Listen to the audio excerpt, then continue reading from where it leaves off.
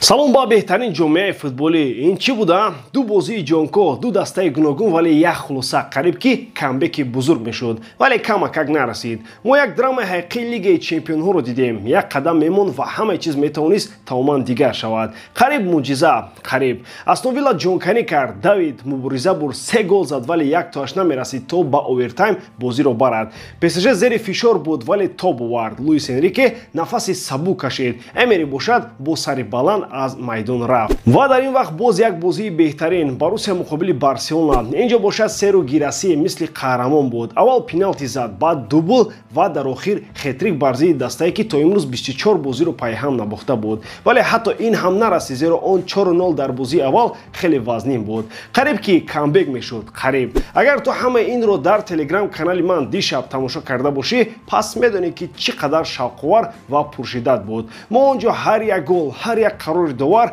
ҳар як ивазкуниро якҷо муҳокима кардем. Ҳоло ҳам метавонӣ дар онҷо фикри худро дар бораи ҳар як лаҳза нависӣ, ҳиссиётатро нақл кунӣ, бигӯӣ вау ё ин ки ин чӣ буд. Агар то ҳол бо мо набошӣ, ҳоло ҳамроҳ шав, чунки имшаб боз ду бозии асосӣ дорем. Реал Мадрид муқобили Арсенал ва Интер муқобили Бавария, ва ҳамаи ин бо пахши зинда, бо сифати баланд ва муҳокимаи мустақим намоиш дода мешавад. Ман туро дар телеграм интизор ҳастам. Онҷо футболи зинда аст, на танҳо рақамҳои холӣ дар рӯи экран. Ссилкаи телеграм канал дар описиони ин видео гузошта шудааст. Аз шумо мисли ҳар вақта лайк ва дар канал обуна шудан аз он бошад ҳар рӯз видеои нав баровардан. Акнун дар ягон ҷо ба зур шинед ки давомаш мошти мегузарад.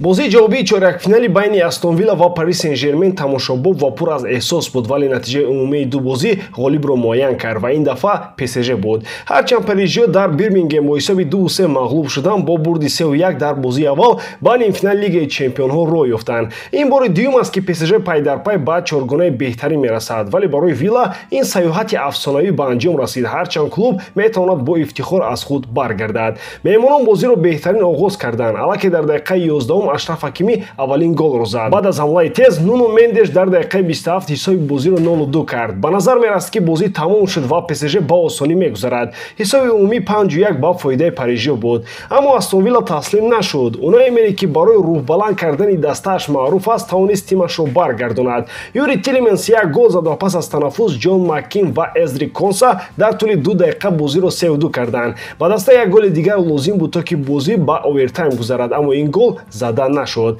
Пас аз бозӣ Луис Энрике эътироф кард ки дастааш тайми дуюмро бад бозӣ кард. Дар тайми аввал ПСЖ бо итминон бозӣ мекард, идоракунии хуби тӯб, дифои устувор ва ҳамлаҳои флангӣ, вале дар қисми дуюм даста мушкилоти равшан дошт. ПСЖ чорумин бор дар 6 соли охир ба нимфинал мерасад. Соли 2020 ба финал баромаданд. Баъдан чанд мавсим нокомӣ буд, вале ҳоло боз умед аст. Аммо Астон Вилла дар ин бозӣ мушкилоти собиқи ПСЖро фош кард. Хатар дар ҳолатҳои стандартӣ, набудани иртибот байни хатиҳо ва коҳиши диққат дар фишори рақиб. Дастаи Унаи Эмери асостарин сюрпризи мавсими имсола. Ба муқобили рақиби пурқувват Вилла на танҳо бо ҷасорат бозӣ кард, балки тактикаи хуб ҳам дошт. Фишори баланд, ҳамлаҳои хатарнок аз марказ ва флангҳо. Ин нишон дод ки даста тасодуфан ба ин зина нарасид. Пас аз бозӣ Эмери бо эҳтиёт вале бо ифтихор гуфт ки дастааш дар роҳи дуруст аст ва ин ҳақиқат дорад. Астон Вилла ба нимфинал нарасид, вале рӯи саҳнаи аврупоӣ бо сарбаландӣ видо кард. Дар нимфинал ПСЖ бо рақиби нав рӯбарӯ мешавад ва имшаб мефаҳмем рақиб кӣ мешавад, Реал ё ин ки Арсенал. Ва агар ПСЖ воқеан мехоҳад ки ҷомро гирад, бояд устувортар шаванд. Сенсатсия. Реал Мадрид дар ҳолати хатарнок қарор дорад ва метавонад аз Лигаи Чемпионҳо хориҷ шавад. Бозии аввал нишон дод ки дастаи Карло Анчелоти ҷойҳои заиф дорад. Аз 3 гол ақиб монданро баргардондан қариб ки имкон надорад. Агар ҷои онҳо дастаи дигар мебуд, ҳама мегуфтанд ки имконият надоранд, вале Реал ҳамеша ҳамаи чизро дигар мекунад. Арсенал одатан дар бозиҳои муҳим хуб бозӣ намекунад. Ҳоло савол ин аст, оё канонирҳо метавонанд фишори сахти Сантьяго Бернабеуро тоборанд? Прогнози ман дар ин рақобат ғалабаи Реал Мадрид бо коэффициенти 1,82. Шумо метавонед интихоби худро дар 1x кунед. Ин ширкат чандин сари сол мешавад ки кору фаъолият дорад ва беҳтарин шароитро фароҳам меорад. Танҳо дар мо ва танҳо барои шумо мо промо тайёр кардем бо номи AMG 0777 ки шумо метавонед дар вақти регистратсия кардан дар олин пардохти худ то ҳаҷми 8000 сомонӣ бонус ба даст оред. Ссилкаи бозӣ дар комментарияи ин видео. Бозӣ кунед, аммо одат накунед. бозии ҷавобии байни Боруссия Дормунд ва Барселона бо ҳисоби 3-1 ба фоидаи дастаи Олмон анҷом ёфт. Аммо маҳз Барселона ба нимфинал баромад, чунки бозии аввалро бо ҳисоби 4-0 бурда буд. Ин ду бозӣ бо тарзи гуногун гузаштанд, бо стратегия, ҳиссиёт ва фишори равонии тамоман дигар.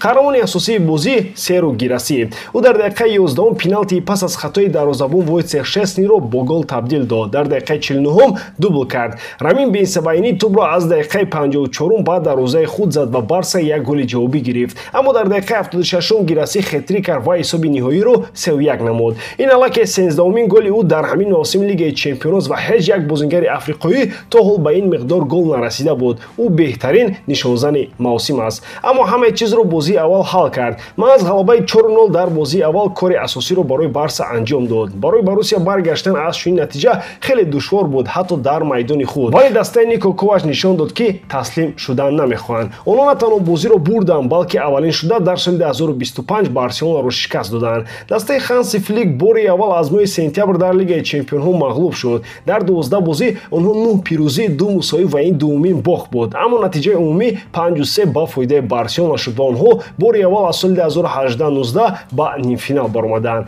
дар ин бозӣ эҳсос мешуд, ки Барса каме бепарвоён бозӣ кард. шояд ҳис мекарданд, ки бо 4-0 дар бозии аввал ҳамаи чиз ҳал шудааст. дар дифоъ хатоот зиёд буданд, хусусан аз марказ ва фланго тезии худро гум карда буданд. дар ҳамла шиддат ва идеяҳо кам буд. аммо ҳамаи ин бо миннатдории бозии беҳтарини Боруссия Дормунд дар майдони худӣ буд. онҳо аз Барселона дар ин бозӣ як сару гардан боло буданд. Ханси Флик, сармураббии Барса, гуфт: рақиб хеле қавӣ буд, муҳити стадион низ аҷиб буд. барои мо ин беҳтарин рӯз набуд. бо чунин рақибон бозӣ кардан ҳамеша душвор аст, вале мо ба нимфинал баромадем ва ин ҳадафи асосии мо буд.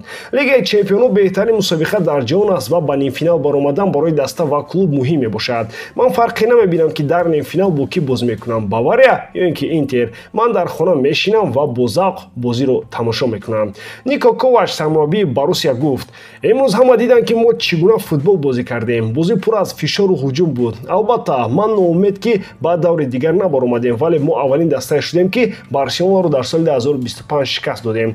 мо метавонем ба худ ифтихор кунем. имрӯз мо нисбат ба бозии аввал далертар ва хатарноктар будем. мухлисон низ нақши калон бозиданд. дар чунин сатҳ бар зидди Барса бозӣ кардан шарафи бузург аст. Боруссия аз мусобиқа хориҷ шуд, вале бо ифтихор. Ковач як дастаи ҷиддие сохт, ки метавонад бо бузургон мубориза барад ва Гираси рамзи асосии ин даста гардид. Барселона ба нимфинал баромад, вале ин бозӣ барои онҳо як огоҳӣ буд. дар бозии нимфинал агар рақиб Бавария ё Интер шавад, дигар чунин хатоҳоро набояд такрор кард. мусобиқа пур аз сюрпризҳо аст ва номи Серу Гираси аллакай ба таърихи Лигаи Чемпионҳо ворид шуд. ба ҳамин тамом боридарам, ки эҷодкории ман ба шумо писанд меояд. лайк, комментария ва дар канал обуна шуданро аз ёд набароред. бо шумо мисли ҳар вақта Муҳаммад Гаиров. хайр бародарон, дар паноҳи Аллоҳ.